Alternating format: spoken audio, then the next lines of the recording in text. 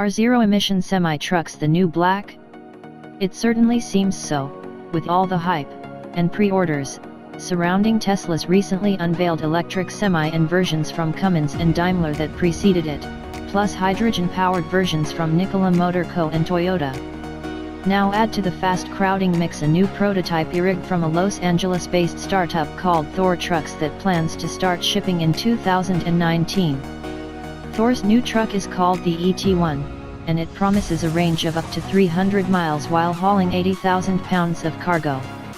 So it's essentially targeting the same short-haul regional route market being eyed by Elon Musk, who revealed the Tesla Semi last month. The ET1 will go for $150,000 for a 100-mile range version and $250,000 for the 300-mile version, which has a top speed of 70 miles per hour. By comparison, Tesla's Semi will start at an expected base of $150,000 for 300,000 miles of range, and $180,000 for a 500-mile range version, with both to be offered on lease. So, advantage Tesla right off the bat.